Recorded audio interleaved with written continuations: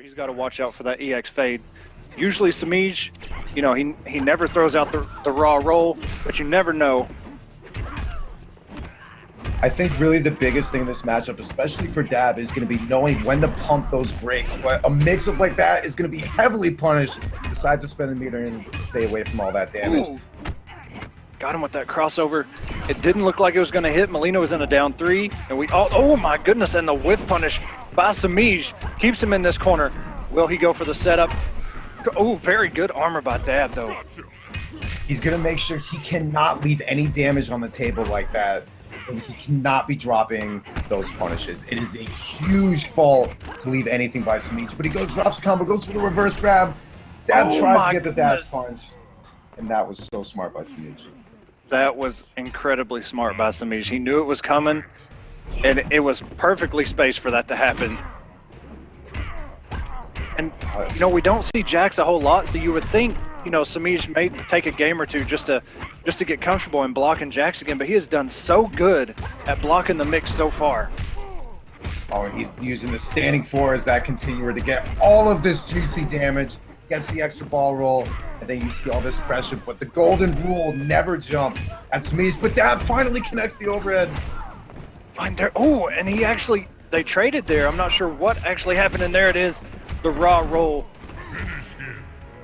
Just catches no gimmicks getting away with tonight. Semiij is going to be able to roll through a lot of that pressure that Dab is trying to get away with. He's going to need to keep it bare bones in this situation. Any gaps, Semiij is going to have that presence of mind to ball roll straight through it. So like we talked about, Dab has to know when to pump those brakes and just kind of maybe bait him out. Well, see, it looks like he might be looking for a switch. Whoa. Okay, get hype, boys. We have Leatherface in the top 8 tonight. Okay. What does he know that we don't? Okay, what is this character I'm looking at on screen right now? So I saw Dab versus Aquaman on Aquaman's stream once, and Dab's Leatherface is actually disgusting. Now, I don't know how long it's been since he...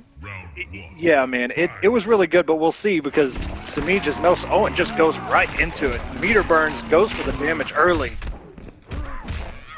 Okay. Wow, even getting almost the max damage. Enter early to go for the grab, very smart. Now, I think really the key to beating Semiij here is just lock him down. But one little mistake, and he's going to be eating a lot of damage. Gets max damage, going to put himself in the corner immediately. Leatherface, a little bit lacking with the armored options on Wake Up, especially against Molina. Very nice use of the armored low there. I like what he's doing there too. He stopped it early because he was trying to bait out something out of Semiij, but Semiij is just this impenetrable wall, and his defense is just, it's shutting Dab down. Semiij has some of the best defense. Oh, and he committed to the punish. It was just too slow. Yeah, Semiij's defense, though, going back to that point, Semiij's defense, some of the best in the business. And Dab looking for the corner here. That 4-1-7 frame is going to be able to do some serious work. There's the pump faking. But a standing 4. Casually good throwing it out there.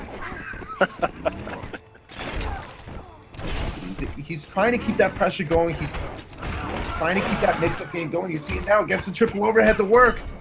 Unfortunately, -1 on hit, so really not too much else you can do there.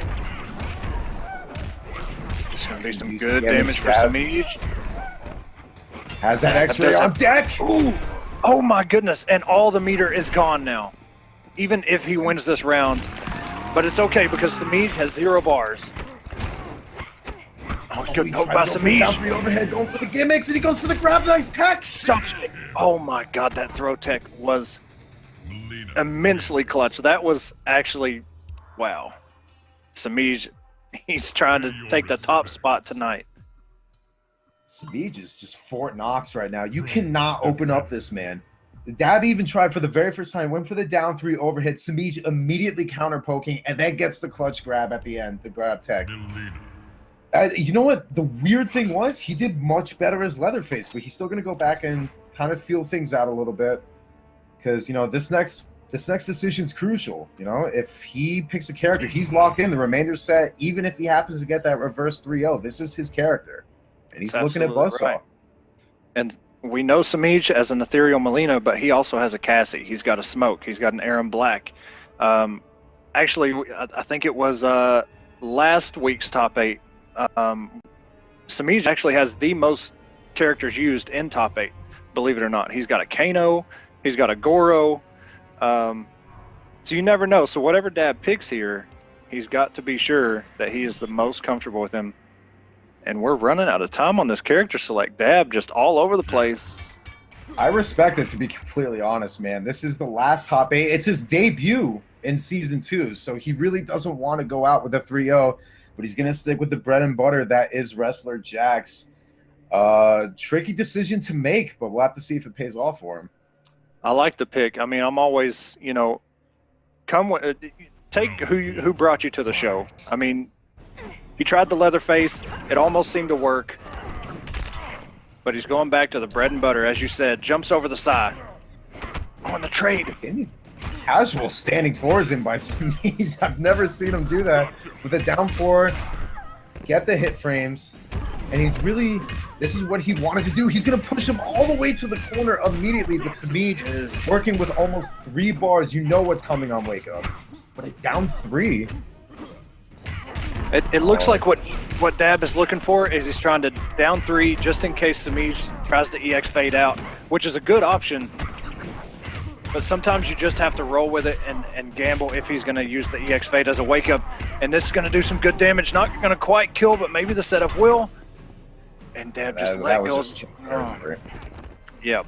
Dab kind of might be kicking himself just a little bit, but he really, here's the thing with Dab, he's having great starts to these matches, and then eventually, just like with anything else, whoever goes up against Semiij, he gets that train going. There's no stopping it.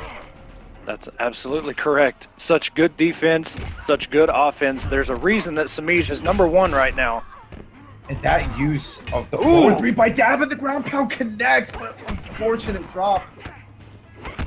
We saw that a lot on Sunday versus Vendetta. I think every ground pound that Dab decided to do actually worked, and he got the full combo, and he's going to have to break that. That would have been huge damage.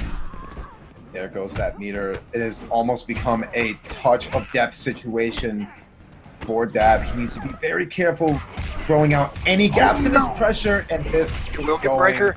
100%. Oh, and the reverse grab, that was smart. Very smart by Semiij.